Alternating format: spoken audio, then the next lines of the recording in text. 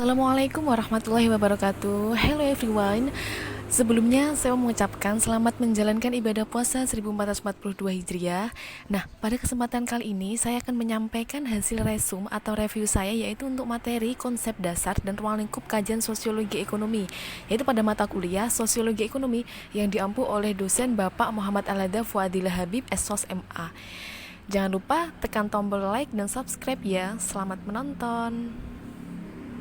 Yang pertama yaitu mengenai sosiologi ekonomi. Nah, sosiologi ekonomi secara garis besar itu diartikan ilmu yang mempelajari tentang masyarakat.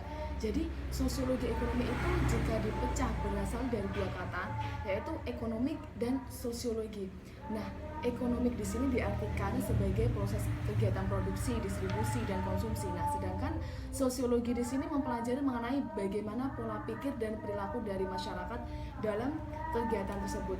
Nah, kenapa kita harus mempelajari sosiologi ekonomi? Jadi menurut Adam Smith, pentingnya mempelajari sosiologi ekonomi adalah mempertimbangkan untung rugi. Jadi uang yang kita keluarkan untuk membeli sebuah barang itu harus sebanding dengan nilai yang kita beri. Nah, itu fasilitas apa saja sih yang kita dapat dari uang atau usaha yang kita keluarkan? Kurang lebih seperti itu. Pentingnya kita pelajari sosiologi ekonomi. Nah, jadi Adam Smith mengatakan, perilaku sosiologi ekonomi manusia itu dipengaruhi oleh tiga hal, yaitu mempertimbangkan untung rugi, kedua kalkulatif, ketiga sepadan usaha dan hasil. Jadi misalnya dari proses tersebut dicontohkan seseorang yang membeli HP, jadi dia mempunyai uang misalnya 2 juta ya. Nah, dia membeli HP dengan merek Oppo misalnya. Nah, jadi uang yang dia keluarkan itu apakah jadi barang HP itu sudah sesuai dengan fasilitas yang ia dapat atau belum dengan usaha atau uang yang ia keluarkan? Rasionalisasinya seperti itu. Nah, kemudian ahli sosiologi itu meyakini bahwa perilaku ekonomi masyarakat tidak selalu rasional, atau namun lebih pada hasil konstruksi sosial masyarakat. Contohnya di sini apa? Jadi dicontohkan ada dua barang sejenis dengan kualitas yang sama namun dengan merek yang berbeda. Nah, tapi orang tersebut membeli barang yang mahal, yaitu yang bermerek. Itu kan sebenarnya sudah tidak rasional. Disebabkan apa? Karena nilai tas tadi bukan nilai dari fungsi, tapi nilai dari hasil konstruksi masyarakat dalam budaya. Jadi maksudnya apa? Ketika seseorang tersebut memilih tas dengan bermerek dengan harga yang mahal, itu jadi menggambarkan seseorang tersebut memiliki dengan memiliki tas tersebut itu dianggap sebagai orang kaya, elit, serba ada, dan lain sebagainya. Nah, dari contoh tersebut dapat dilihat bahwa hal tersebut hanya bisa difahami oleh sosiologi ekonomi, yaitu sosiologi ekonomi. Jadi, antara sosiologi ekonomi membahas antara rasional dan irasional. Nah, jadi sosiologi ekonomi lah yang menjelaskan dalam hal ini. Nah, kemudian tokoh-tokoh awal yang berperan dalam peletakan fondasi pengembangan sosiologi ekonomi, yang pertama yaitu Karl Marx, dua Max Weber, ketiga Emil Durkheim. Nah, mereka merupakan tokoh penting peletak fondasi dasar dan memberikan kontribusi konsep-konsep penting dalam teori sosiologi ekonomi. Nah, yang pertama yaitu Karl Marx. Nah, jadi Karl Marx di sini memberikan sumbangan konseptual dalam sosiologi ekonomi, terutama dalam perkembangan ekonomi kapitalisme. Jadi, kapitalisme menurut Karl Marx itu telah berevolusi menjadi sistem dua kelas yang eksploitatif. Nah, siapa saja sistem dua kelas itu? Jadi yang pertama yaitu kelas proletar yang tidak memiliki aset produksi dan modal. Itu siapa? Yaitu contohnya kaum buruh. Nah, kemudian yang kedua yaitu kelas borjuis. Nah, kelas borjuis ini siapa? Yaitu yang menguasai aset produksi, modal, dan lain sebagainya.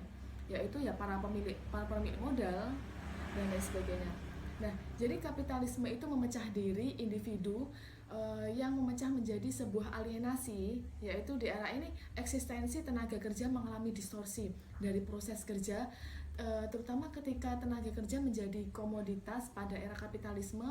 Nah, setiap komoditas ini memiliki nilai guna komoditas, namun pada era ini komoditas mampu dijual ke pasar yang tidak memiliki nilai guna, namun memiliki nilai tukar. Nah, selanjutnya yaitu Max Weber. Nah, mendasarkan diri pada teori interpretatif mengenai tindakan sosial. Jadi ada 4 tindakan sosial menurut Max Weber, yaitu yang pertama tindakan tradisional. Yang tindakan tradisional di sini yaitu tindakan yang tidak berdasarkan pemikiran, hanya karena mengikuti tradisi atau kebiasaan nenek moyang, misalnya seperti itu. Nah, kemudian selanjutnya tindakan efektif. Nah, tindakan efektif ini berdasarkan emosi atau sentimental, yaitu berasal dari psikologi manusia. Nah, selanjutnya yaitu tindakan yang berorientasi pada nilai. Nah, di sini diartikan tindakan yang berorientasi pada tujuan atau nilai tertentu, misalnya nilai agama. Nah, seseorang yang mengeluarkan zakat, sedekah, dan lain-lain, itu mereka mengutamakan nilai agama atas perbuatan yang dilakukan. Nah, kemudian yang keempat, tindakan rasional instrumental itu diartikan sebagai tindakan yang berorientasi yang mencapai tujuannya, tindakan rasional mengenai pastinya untung rugi. Nah, dalam karya The Protestant Ethic and Spirit of Capitalism, nah itu memperlihatkan etika Protestan yang mengaruh sebuah ide unsur kapitalisme, yaitu yang melahirkan kapitalisme, yaitu melahirkan teori Protestan, yaitu sekte Calvinis itu mendorong seseorang untuk melakukan aktivitas keduniawian, yaitu mewujudkan kehidupan sederhana, rajin beribadah, dan hidup hemat. Nah, selanjutnya yaitu perbedaan fungsi agama menurut Karl Marx dan Max Weber. Ya, menurut Karl Marx itu agama itu menghalangi seseorang untuk bertindak secara rasional, sedangkan Max Weber itu agama itu meningkatkan etos kerja. Nah, selanjutnya Emil Durkheim, yaitu solidaritas antar manusia itu menjadi 2 macam, yaitu solidaritas mekanis dan solidaritas organis. Nah, mekanis di sini diartikan sebagai solidaritas kesadaran kolektif masyarakat yang belum mengenal pembagian kerja. Jadi belum ada job desk, sifatnya masih bekerja bersama-sama. Jadi apapun hal yang dilakukan itu bersama-sama. Misalnya seseorang yang ingin membuat nasi goreng lah misalnya, ya sederhana seperti itu. Jadi mulai membeli bahan, memasak dan menjual misalnya, itu dilakukan secara bersama-sama. Tidak ada pembagian job deskripsi secara jelas. Kemudian solidaritas organis. Solidaritas organis di sini yaitu diartikan yang mengikat masyarakat yang sudah kompleks, ya, yang untuk mengenal pembagian kerja sehingga saling ketergantungan antara anggota. Jadi misalnya saya di sini contohkan organisasi mahasiswa. Nah, di situ sudah jelaskan struktur kepengurusan kelasnya siapa, yaitu bagian ketua, wakil, bendahara, divisi, bidang-bidangnya masing-masing, departemennya. Nah, jadi mereka itu sudah jelas pembagiannya, yang misalnya pembagian administrasi, editor, dan lain sebagainya sudah sangat jelas. Mereka mengerjakan sesuai dengan fokus bidangnya masing-masing. Nah, kemudian namun cepat atau lambat solidaritas organis ini akan menghancurkan solidaritas mekanis, dan integrasi moral akan memperkeruh tatanan nasional. Kenapa seperti ini? Emosional antara pihak itu sudah terabaikan. Misalnya ya ini dicontohkan masyarakat yang hidup di daerah perumahan itu sudah terkesan cuek dengan tetangga. Lalu ketika ada perbuatan yang tidak baik yang dilakukan di tetangganya tersebut, mereka akan tetap terkesan cuek, tidak peduli. Karena apa? Kontrol sosialnya sudah rendah. Sehingga kondisi ini menimbulkan anomi, yaitu sesuatu yang menggambarkan situasi yang kabur dan tidak jelas mana yang tindakan baik dan tindakan buruk. Jadi anomi di sini bisa meningkatkan stres di kalangan masyarakat dan bisa meningkatkan angka bunuh diri. Jadi tokoh-tokoh itu tadi yang berjasa peletak pondasi sosiologi ekonomi yang dijadikan rujukan pembaruan tokoh sosiologi ekonomi pada masa berikutnya. Nah, selanjutnya yaitu, jadi kalau kajian di atas tadi mengenai sosiologi ekonomi Kaslik yang terfokus pada produksi. Selanjutnya saya akan menjelaskan sosiologi ekonomi kontemporer atau sosiologi modern, yaitu terfokus pada konsumsi, yaitu pada kekuatan kapitalis yang mempengaruhi konsumen untuk tetap mengonsumsi produk yang mereka tawarkan.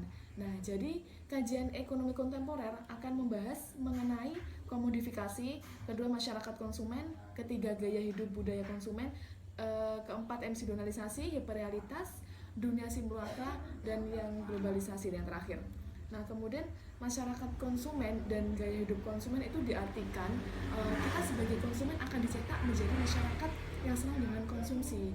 Jadi konsumsi di sini menjadi sebuah gaya atau tren. Nah, tokoh sosiologi ekonomi modern atau kontemporer itu yaitu Giorgio Furset. Nah, dia menjelaskan bahwa kapitalis itu menyusun kekuatan besar untuk melakukan penjajahan secara kultural, yaitu menghegemoni dan manipulasi hasrat konsumen untuk mengonsumsi barang sebanyak-banyaknya walaupun tidak butuh.